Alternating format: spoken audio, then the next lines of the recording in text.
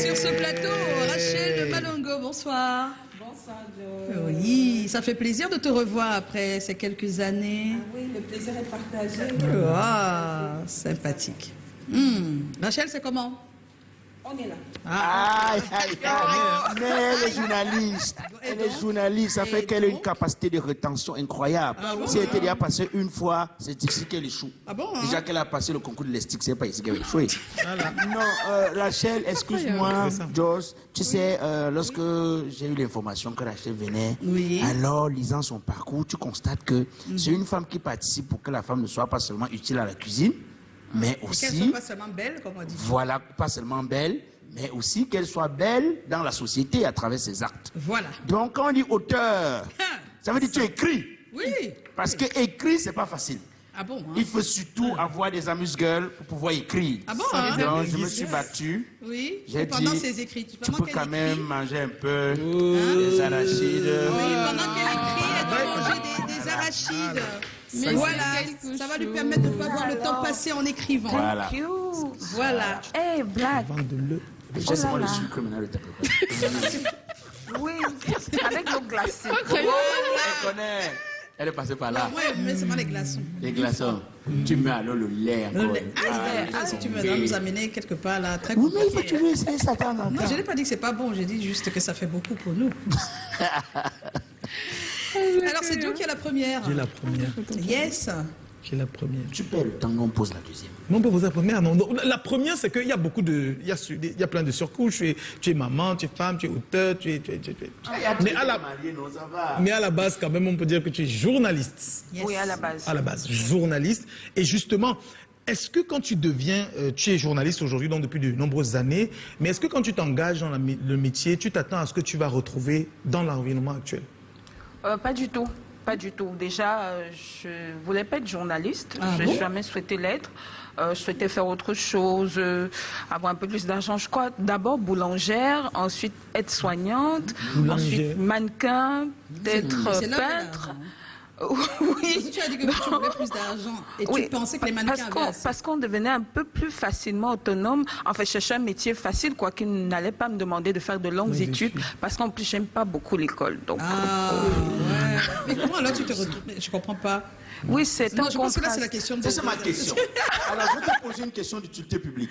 Il faut savoir que la réponse que tu donneras à la vie de la nation en dépend. Là, on te regarde. Oh là là. Pourquoi? Qu'est-ce qui te motive finalement afin que tu fasses ce choix de devenir journaliste? C'est mon père. Hein? Oui, mais il est obligé, pratiquement. Il m'a dit, si tu veux devenir aide-soignante ou infirmière, tu passes d'abord les épreuves du concours de l'estique. Et moi, j'y ai cru. Oui, j'étais naïve. Et puis quand j'ai réussi, je ne l'ai d'ailleurs pas préparé, je le raconte dans le livre. Quand je réussis, je viens lui dire, ok, c'est bon. Donc, il me dit, non, quand on a réussi un concours, tu imagines bien que ta place, c'était la place de quelqu'un d'autre. Si tu la laisses tomber, ça fera deux pertes. Donc, ça ne se fait pas. Tu vas aller à l'estique. Et pourquoi tu voulais infirmière, aide-soignante et pas médecin? C'était le métier de mon père. Je ne faisais pas la différence. Voilà, on comprend mieux. Oui, je ne faisais même pas la différence. Surtout à l'époque, je voyais quelqu'un qui s'occupait des gens, qui dormait peu, qui sortait tôt, Oui, je me disais que ça devait être intéressant. Oui, mais pour quelqu'un qui dit que elle n'aime pas l'école, après elle compose sans préparer et réussir. Pour quelqu'un qui ne voulait pas faire journalisme et aujourd'hui elle exerce avec autant d'aisance, il n'y a pas quelque chose qui ne va pas. Et puis pour l'école, tu as un master en coopération et tu es doctorante en ce moment à Lyrique. Oui, effectivement. Pour quelqu'un qui ne voulait pas faire de longues études. C'est contradictoire. Je crois que je suis une contradiction. Mais je pense que dans la vie, on ne fait pas toujours ce qu'on veut. Et il arrive même que lorsqu'on n'a pas envie de faire des choses, on se retrouve à réussir, quoi. Un peu malgré lui, c'est une nécessité.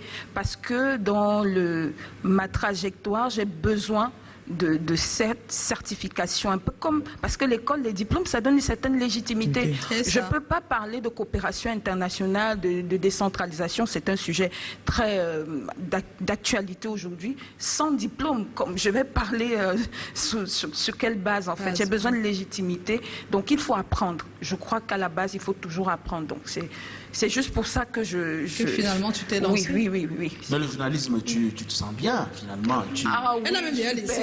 C'est compliqué. Oh, elle a fait 10 ans à la Certivienne. Oui. Elle est au Sénat. Mais est-ce qu'il y a une grande différence entre l'écriture, je vais dire, auteur et puis le journalisme? Oui, bien sûr. Oui, les deux, c'est très compliqué. Mais comme tu peux écrire. Oui. La vie de Black Oyama. Mais non, c'est pas grave, on corrige. Il y a des éditeurs On pour ça. corrige, il y a des éditeurs qui sont là pour toutes les erreurs et les fautes et tout ça. Mais moi écrit. Donc tu imagines. Alors, juste savoir, pourquoi as-tu envie d'explorer autre chose, comme c'est le cas depuis ton départ de la CRTV pour le Sénat. En plus, tu es doctorante à l'IRIC. Comment tu expliques tout ça? Parce que là, tu bouges beaucoup, là.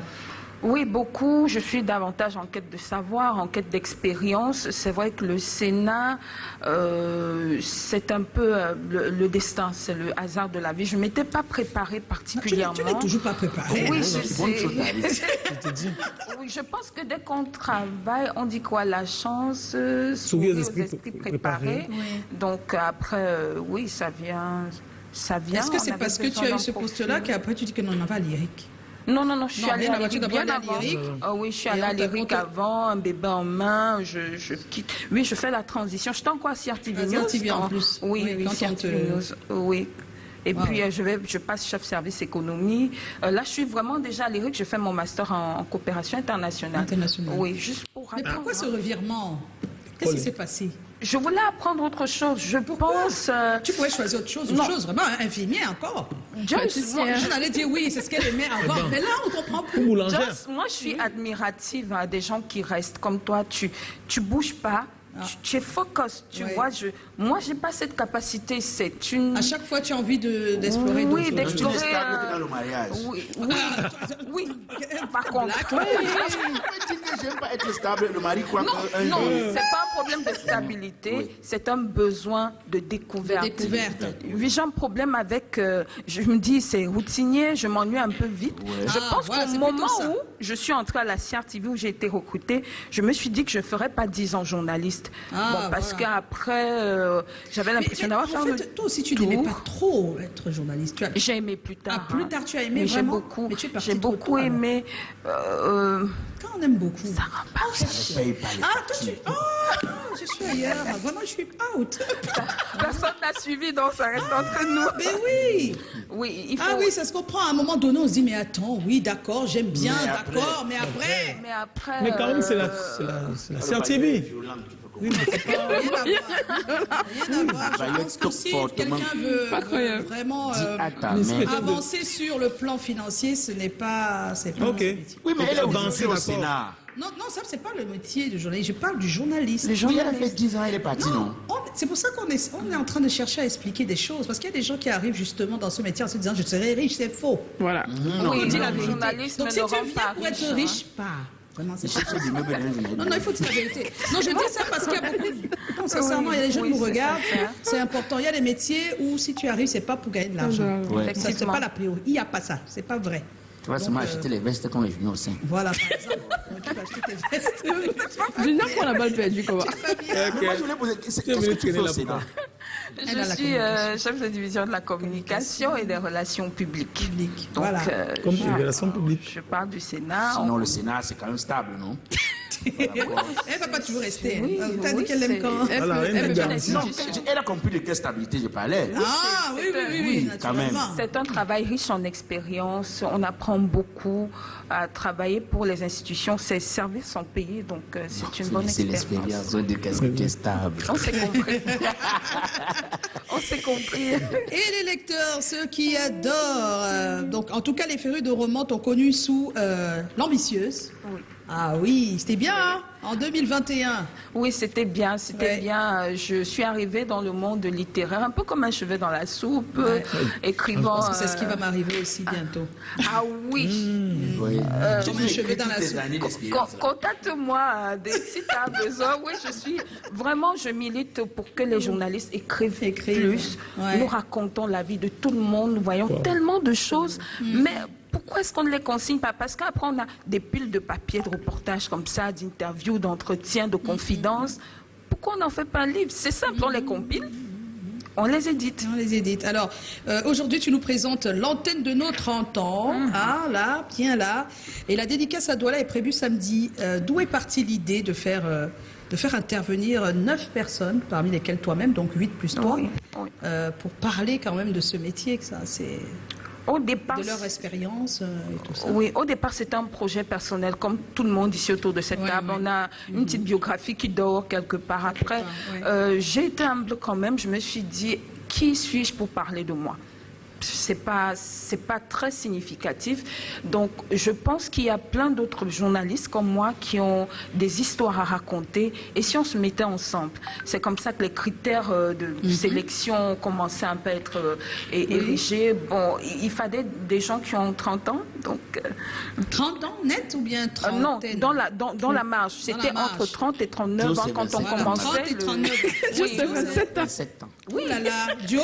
Non, Joe n'a pas 27 ans quand même. Moins de 3. Non, c'est pas vrai.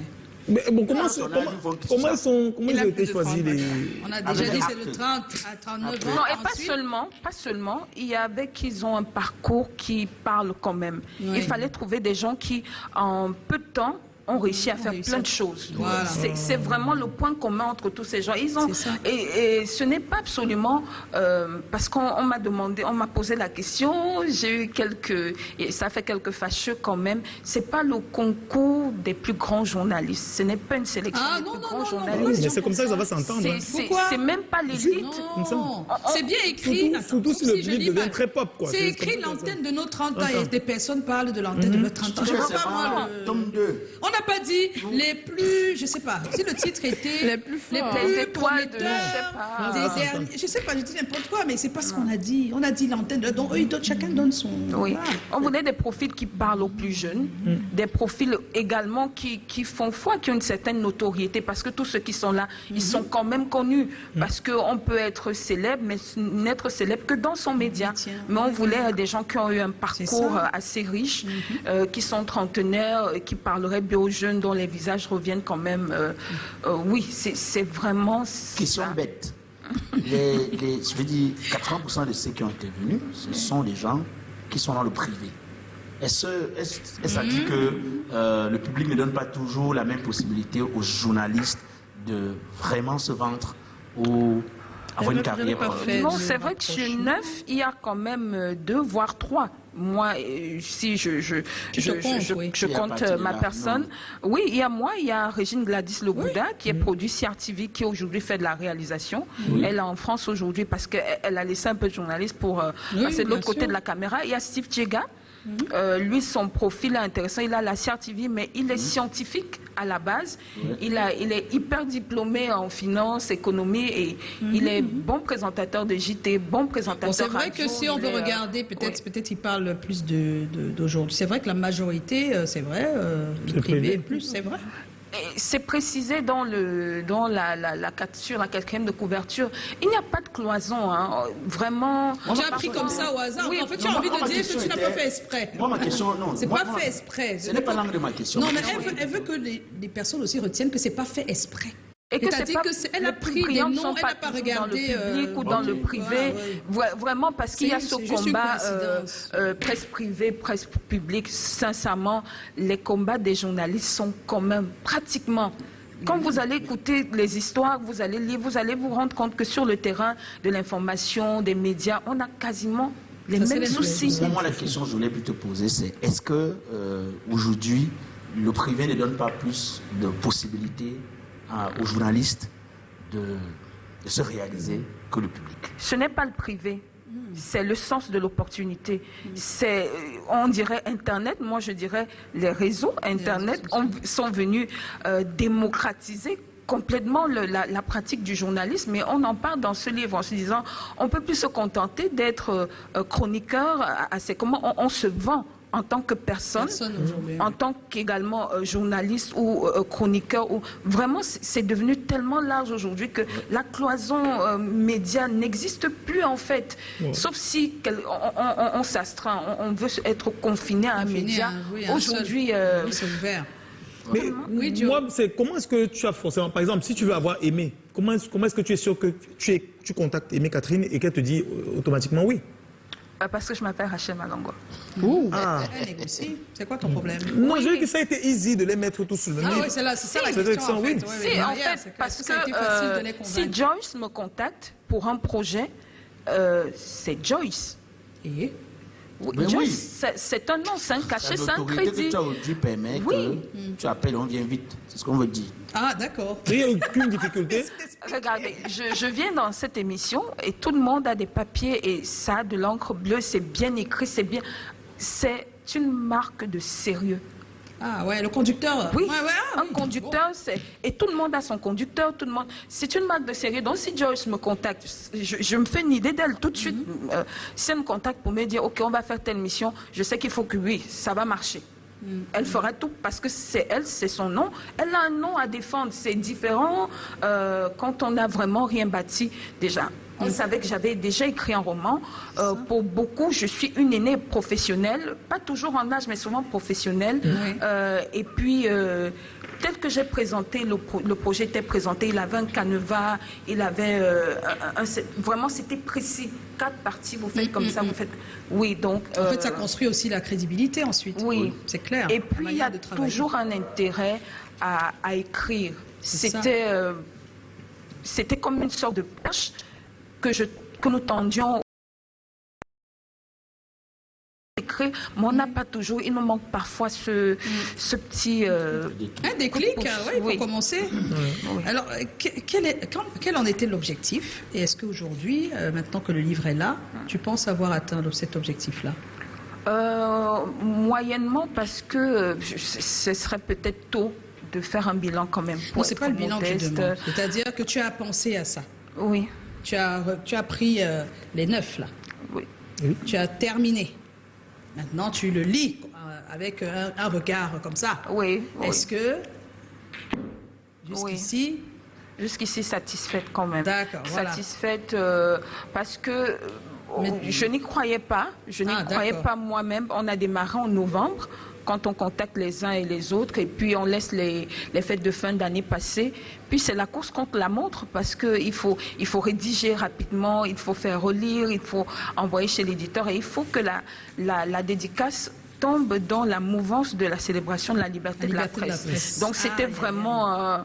oui, c'était vraiment... Et c'est chacun qui a écrit sa partie ou on les a écoutés et on a... Ça dépendait parce que en même temps, ils devaient écrire en même temps, ils étaient sur le terrain. Donc souvent, tout le monde n'a pas eu le temps. Je disais, OK, bon, pour cette histoire, le récit n'est pas complet. Est-ce que tu peux me raconter ce qui s'est passé pour que toi, tu essaies de mettre ça en forme. En forme et tout. C'était vraiment un gros travail d'équipe. Effectivement. Pour celui qui... Effectivement.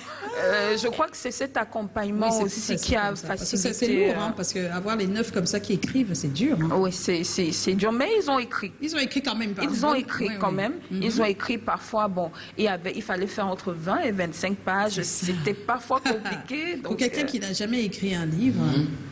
ou une nouvelle, ou je sais pas quoi, c'est pas évident. Maintenant, je crois qu'ils sont prêts. Ils sont prêts, c'est une nouvelle expérience. Oh là là. Si tu me contactes pour écrire sur mes difficultés, tu auras les... Non, si c'est pour les difficultés, ça fait... Tout le monde a une Bible. Hein? Tout le monde a une Bible des difficultés. Hein. Ah bon? Mais comme la vie n'est pas que difficulté, monsieur, il faut trouver un moyen de rendre... Donner de l'espoir. C'est ça. Donner de l'espoir. Il ne faut pas écrire que les difficultés. Il faut en avoir, non? Comment ça? Tu n'as pas l'espoir, tu vas dire que... Quel est ton rêve aujourd'hui? Voilà. Parce que là, tu es en train de faire professionnellement, on parle de professionnel. Hein? Tu n'as pas encore de rêve? Non. Je suis le sens du vent. Je suis là où vraiment le sens du vent.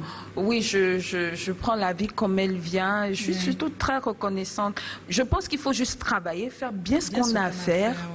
Dès qu'on fait bien ce qu'on a à faire, là, tu es en train de réconforter ceux qui ne savent pas ce qu'ils vont faire. Parce qu'ils sont nombreux. Ah oui, ils sont là et ils ne savent pas trop. Il y a tellement de choses, ils n'ont pas encore... Ils sont un peu... Mais Dieu, c'est difficile quand même la vie. Hein. La vie est très difficile. La vie est très difficile. Donc, non, il y a d'autres qui sont inquiets de ne pas savoir ce qu'ils vont faire. Ils pensent que leur vie n'a pas trop de... d'objectifs et de ça, alors que non, tu peux aussi avancer avec cet état-là. Oui, en se disant, je me prépare. C'est ça, tu peux avancer comme C'est ça. la façon même de dire que c'est difficile, un peu de galanterie. Si je dis ça, tu vas pas le dire. Je t'assure, la vie, oh là là. Donc là où ça te transporte, tu y vas. Oui, Et mais tu en sais étant que- quand même préparé. Oui, préparé. En étant préparé, c'est-à-dire en ne cessant pas de lire, de se cultiver, en étant gentil avec les gens. En essayant d'être gentil, d'être serviable aussi, parce que ça nous manque énormément. Quand je dis nous, je suis pas épargnée, quoi. Oui, bien sûr, On est c'est peu très bien. serviable, on est peu à l'écoute, au service de l'autre, et pourtant, un sourire, une parole gentille, ça peut nous ouvrir beaucoup de Mais quand on demande que ton rêve, ton objectif là plus tard, là, c'est que tu as en train de faire les études, non? Oui. C'est quoi l'ambition quand tu fais les études là? Tu veux Surtout que surtout qu'il y a eu ambitieuse en Tu veux 2021. être quoi? Dis, Tu es au Sénat pour le moment. Tu veux être à la présidence? il y a des choses que tu souhaites Non, faire encore et que tu n'as pas encore. Tu veux quoi? Je vais déjà achever ma thèse. Bon, j'espère que mon directeur de thèse ne me regarde pas parce qu'il va s'arracher les cheveux. Il espère que je suis en train d'écrire. Je suis en retard. Ah, Oui, non, mais je c'est pas suis une un heure, c'est comment, mauvais monsieur doctorant. le directeur, hein? De thèse, Oui. De thèse, pardon, monsieur le directeur de thèse, ce n'est pas une heure, c'est comment? Qui va tout Qui va arrêter. tout. Non, non, impossible. Au Mais- contraire, on lui donne des good vibes.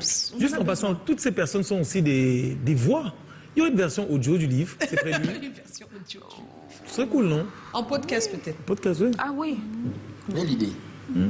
On verra. Faut bien entendre le texte d'Aimé je vous Catherine. verrai. Ouais. Oui, c'est intéressant. Aujourd'hui, on fait beaucoup de podcasts et parce que le rapport au livre est un peu ça a beaucoup changé. complexe. Donc, de plus en plus, les podcasts, oui. Ouais, Et puis les voix c'est aussi, l'idée. parce que c'est des voix. Oui, c'est des voix, de des belles voix. voix. On est en compagnie de Rachel Malonga. Yes, on vous l'a dit, l'antenne de nos 30 ans. En tout cas, la dédicace, c'est samedi. C'est où samedi? C'est à Aqua, rue Castelnau. Oui. Je crois que c'est en face de l'immeuble Yoloso Oui. qu'on fera cette dédicace. Ce sera un moment Super. de rencontre avec les auteurs. Avec les auteurs. Super. Alors, je tiens à préciser que nous avons toujours un thème au centre de notre émission. Vous le savez, qui traite de nos comportements vis-à-vis des autres ou de notre environnement. Un proche atteint d'une maladie grave refuse de se soigner à cause de sa foi religieuse. Comment réagissez-vous? C'est la question que nous avons posée, ma chère Haroun. Oui, Marie Boughem, c'est comment? On est là. Il y a un adage qui dit « aide-toi et le ciel t'aidera Ah ouais, Comme pour dire que quelqu'un soit de gré de ta maladie, fais ce que les médecins te disent, prie, prends tes médicaments et la guérison viendra. Ouais. Chez les Kwadou, un de mes oncles est décédé il y a de cela quelques années à cause de sa femme qui a refusé la transfusion sanguine, disant que c'est diabolique. André Hervé Tchoukam, c'est comment? On est là. Ce n'est pas à débattre. La croyance a sa place, ainsi que la santé de ce fait. Accepter cette bêtise sombrera l'homme dans la dépression, suivisme moutonnier. Peut-être le dernier, Blessing Anas, c'est comment? On est là. Aka, le pourquoi refuse de se faire soigner. Donc, si de telles choses se font, il faut qu'il dise la vérité pour ne pas le faire changer d'avis. Ok. Alors, C'est fort, je l'oblige. tu vas seulement l'obliger. Oui, n'est-ce je pas? l'arrête de force. C'est pas On a une possible. église ici. Non, Blacoya, Il va laisse. ressusciter. Laisse. Les odeurs. Oh là là, non, laisse, pardon. On va tout de suite écouter d'autres personnes rencontrées dans les rues de Douala par Fatima. Oui, Fatima Ndale à Montpellier. Voilà.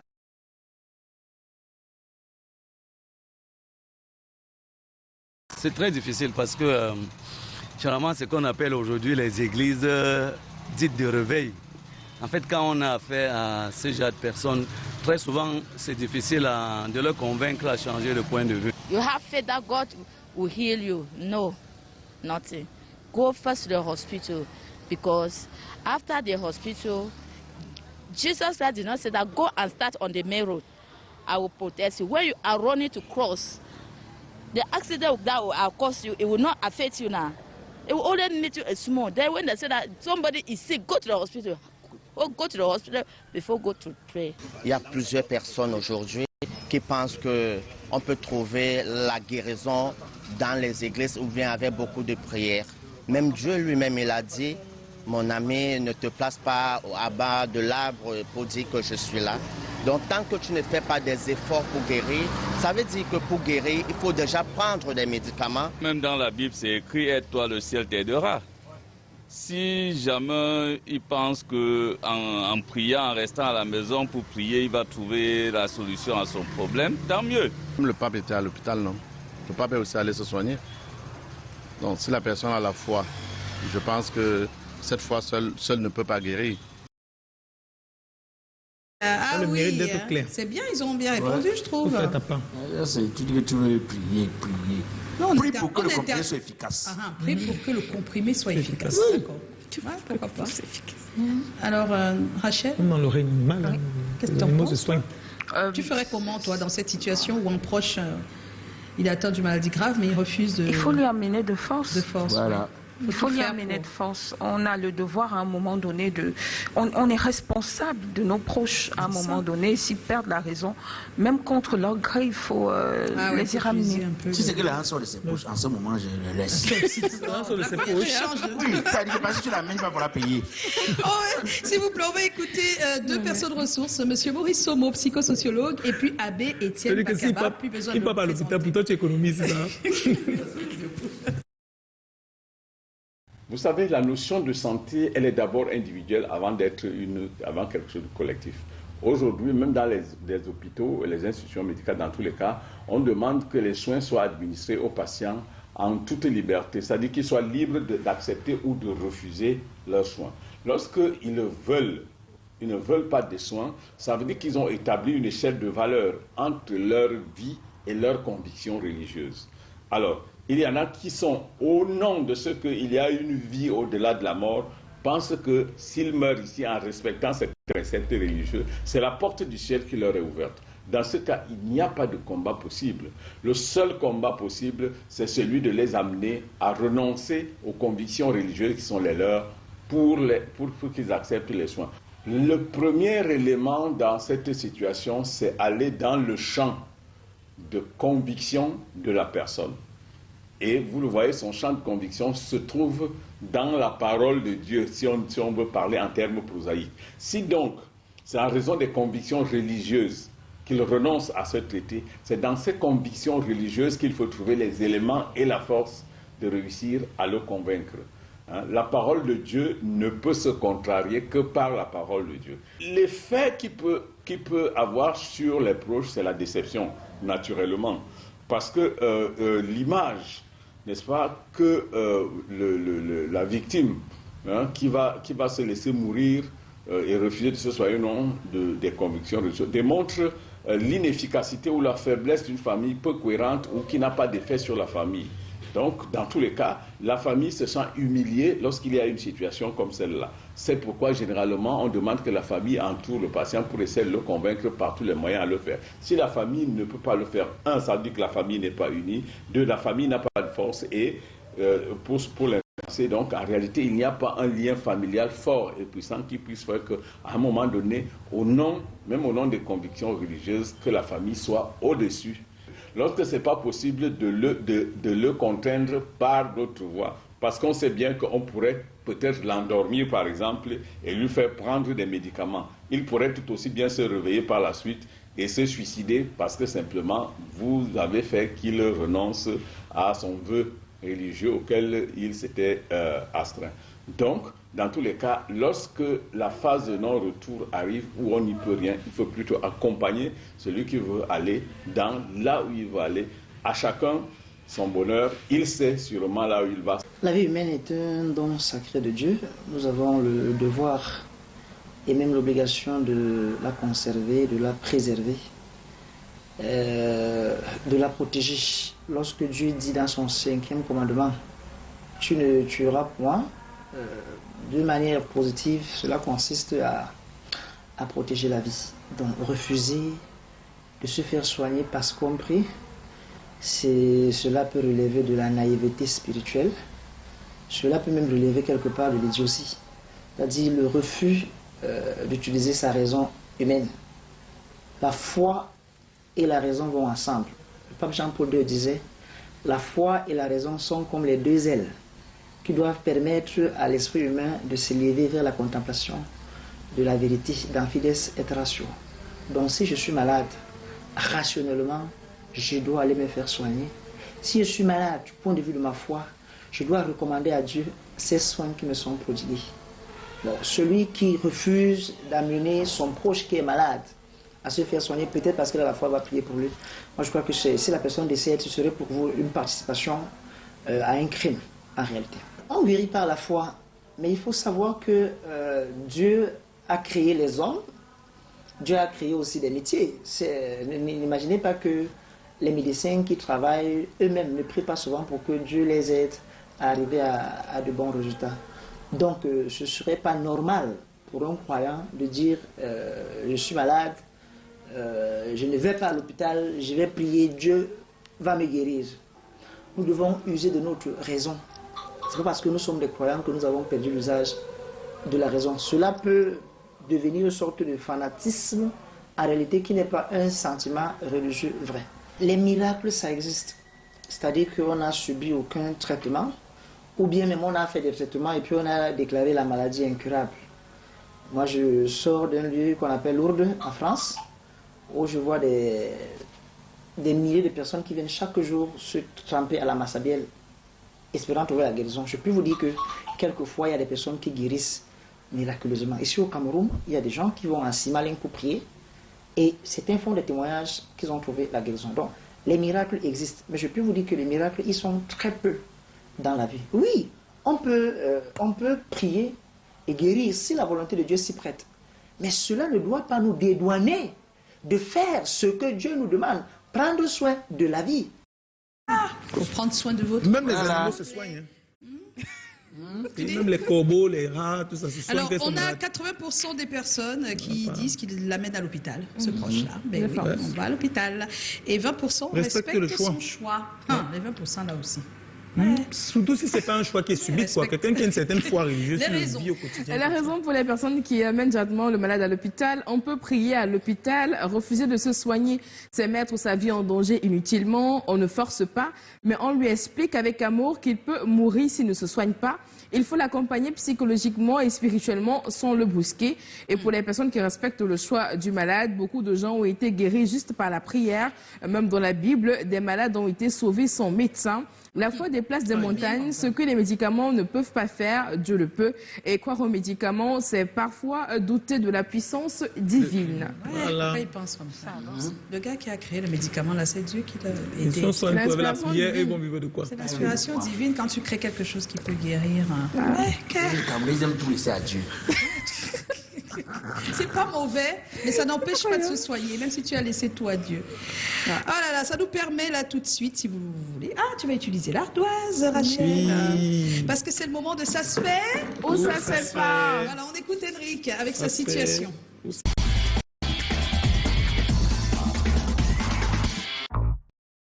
Hey, c'est comment? Henrik Day again. À la situation, vous répondez tout simplement par ça se fait ou ça ne se fait pas sur vos ardoises. Et voici la situation. Dire à un ami qu'on n'aime pas son partenaire ou sa partenaire, ça se fait ou ça ne se fait pas. Dire à un ami qu'on n'aime pas sa partenaire ou son partenaire, ça se fait pas.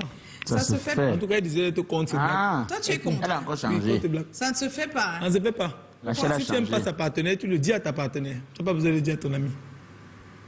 Attends. Tu comprends pas? C'est un peu comme si tu es en couple et moi j'aime pas ta femme. Je te dis à toi que j'aime pas ta femme. Est-ce qu'elle va aller dire à ta femme? Ça se fait. C'est ça. J'ai fait ça. La question c'est quoi? La question c'est dire à son ami qu'on n'aime pas sa partenaire. Oui. La partenaire de dis son à ton ami ami que tu n'aimes pas sa partenaire, tu peux dire. Dis à mon ami que je n'aime pas ma partenaire. Non, que je n'aime pas sa partenaire. Sa partenaire, tu n'aimes pas ta partenaire, tu devrais lui dire non. C'est ton ami. Mais ça se fait bien sûr. Ah bon, ça se fait. Ça se fait même. Joe, tu peux faire. Il va pas dire. Voilà. Lui, il peut. Il peut pas dire. Il peut pas dire.